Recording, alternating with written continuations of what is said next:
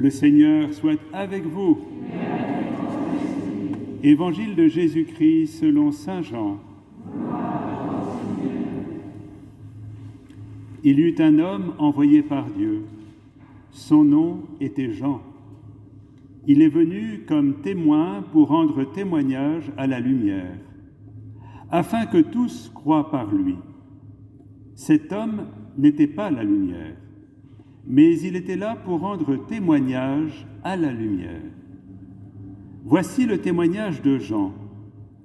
Quand les Juifs lui envoyèrent de Jérusalem des prêtres et des Lévites pour lui demander « Qui es-tu » il ne refusa pas de répondre.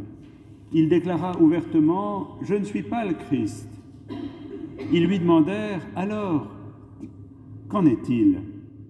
Es-tu le prophète Élie » Il répondit « Je ne le suis pas ». « Es-tu le prophète annoncé » Il répondit « Non ». Alors ils lui dirent « Qui es-tu ? Il faut que nous donnions une réponse à ceux qui nous ont envoyés. Que dis-tu sur toi-même » Il répondit « Je suis la voix de celui qui crie dans le désert, redressez le chemin du Seigneur, comme a dit le prophète Isaïe. » Or, ils avaient été envoyés de la part des pharisiens. Ils lui posèrent encore cette question « Pourquoi donc baptises-tu si tu n'es ni le Christ, ni Élie, ni le prophète ?» Jean leur répondit « Moi je vous baptise dans l'eau, mais au milieu de vous se tient celui que vous ne connaissez pas. C'est lui qui vient derrière moi, et je ne suis pas digne de délier la courroie de sa sandale. » Cela s'est passé à Béthanie, de l'autre côté du Jourdain, à l'endroit où Jean baptisait. Acclamons la parole de Dieu.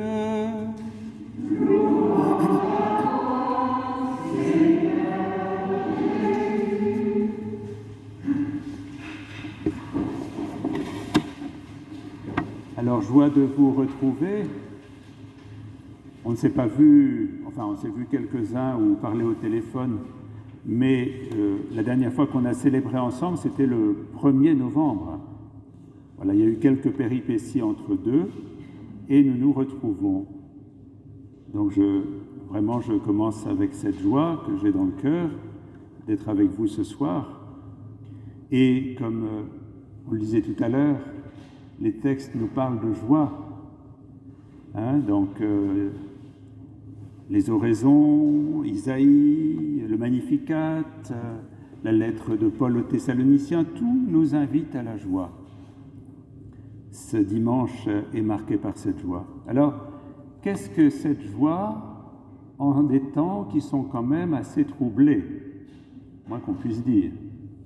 Comment nous rendre réceptifs à cette joie qui nous est proposée ce dimanche et cette joie vers laquelle nous allons avec cette fête de la Nativité?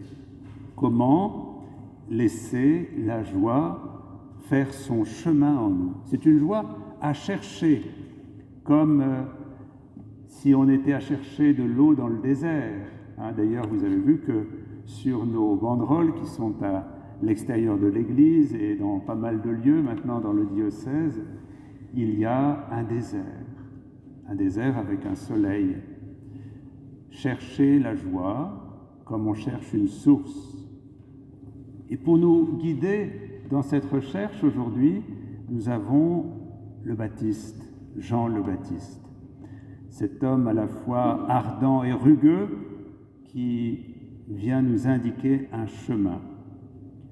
Alors, on commence par l'interroger. Vous voyez, il y a des gens, des prêtres, des gens des Lévites qui viennent pour interroger Jean et qui lui posent cette question « Qui es-tu » Et un peu plus loin, ils vont lui dire « Que dis-tu de toi-même » Je ne sais pas si on nous posait la question à nous en disant « Que dis-tu de toi-même » on serait peut-être un peu ennuyé pour répondre d'emblée.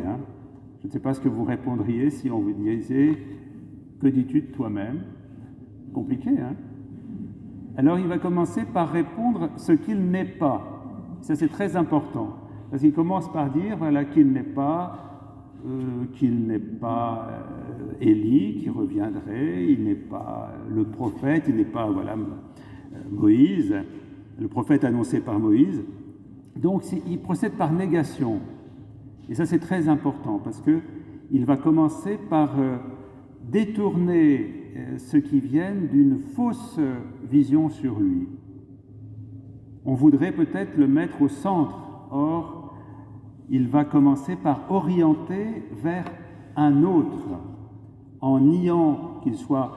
Parce qu'à travers ces titres d'Élie, du prophète, du Messie, c'est un peu toujours la même chose qui se tourne autour de ça. Est-ce que tu serais celui que nous attendons? Or, il va dire non, je ne suis pas celui que vous attendez. Et en le disant, il oriente déjà vers quelqu'un d'autre. Ça, c'est très important. Cette négation est une ouverture vers une autre personne. Et j'aime beaucoup, je vous ai amené ici ce tableau de Matthias Grünewald où vous voyez ce Saint Jean-Baptiste qui pointe le doigt vers le Christ. Je dirais Jean-Baptiste, c'est lui, ce n'est que ça, c'est un doigt pointé vers un autre et qui oriente vers un autre. Alors évidemment, quand on a comme ça un panneau indicateur, c'est pas pour le contempler, c'est pour aller dans la direction qu'il indique. On dit, voilà, celui qui, le doigt indique la lune, et qu'est-ce que c'est la suite là? Voilà. Ben, c'est pas le doigt qu'il faut regarder, quoi. C'est la direction, tout à fait. Alors Jean-Baptiste, il n'est qu'une direction, il n'est qu'une indication, et c'est toute sa grandeur, c'est qu'il s'efface devant un autre. Jean-Baptiste, il se met en retrait, mais c'est un retrait positif pour inviter à contempler un autre qui vient, et un autre qui est déjà là. C'est ça qui est assez fascinant, c'est que Jean-Baptiste va nous dire, voilà, celui que vous attendez, il est déjà au milieu de vous. Mais Jean-Baptiste lui-même, et là je voudrais insister là-dessus, là ce soir, c'est que lui-même, au moment où il parle, il ne sait pas exactement qui c'est, ça va venir après. Jean-Baptiste n'a pas encore la clarté, il sait que celui qu'on attend est là, que ce n'est pas lui, il le dit, mais il ne sait pas encore lui-même qui est celui qui est au milieu d'eux. Qui est celui que nous attendons? Mais il est là. Et c'est extraordinaire, si vous voulez, cet acte de foi de Jean-Baptiste qui indique un chemin, qui indique une présence, alors même qu'il ne pourrait pas la nommer à ce moment-là. Et peut-être qu'il nous rejoint dans notre foi, dans nos recherches, dans notre doute peut-être.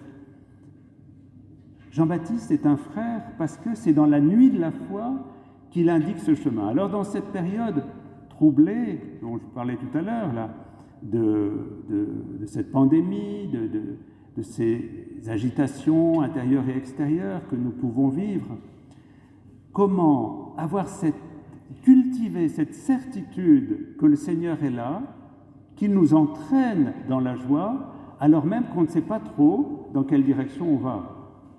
C'est vraiment ce mystère de la foi qui nous est donné ce soir. Au milieu de vous se tient celui que vous ne connaissez pas et que lui-même, Jean-Baptiste, ne connaît pas encore. Mais il en est certain. Est-ce que la foi, c'est pas ça? C'est pas cette certitude dans la nuit que nous sommes accompagnés. Quand le Christ dit au moment de son départ, voilà, je serai avec vous tous les jours jusqu'à la fin des temps. Est-ce que c'est pas ça le roc sur lequel nous pouvons appuyer notre vie? Savoir que le Seigneur est là.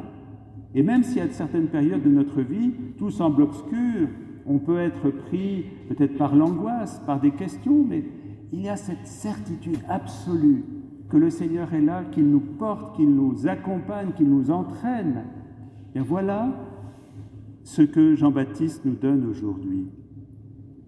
Et ça nous dit aussi que le Seigneur finalement ne s'impose jamais. Vous voyez, c'est une proposition d'amour qui est faite. À nous de le découvrir. À nous de découvrir celui qui est là au milieu de nous.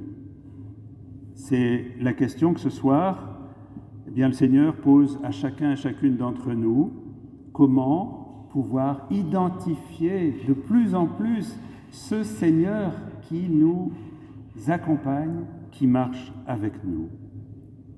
Et peut-être que la manière de tenir le Seigneur dans notre main, c'est de le chercher sans cesse, et de le chercher ensemble, de creuser sans cesse cette présence qui vient à notre rencontre.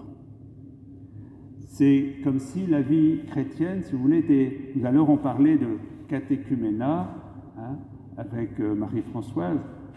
Eh bien, la vie chrétienne, c'est comme un catéchuménat permanent, c'est-à-dire c'est une recherche permanente de découverte en découverte, et finalement c'est extraordinaire parce que chaque jour, on découvre quelque chose de nouveau sur le Seigneur. Et sans cesse, on peut dire, il est là et je ne le connais pas encore. Je le connais au plus profond de moi-même, mais je ne le connais pas totalement. Sans cesse, je peux le découvrir à nouveau, d'une connaissance intime, d'une connaissance profonde.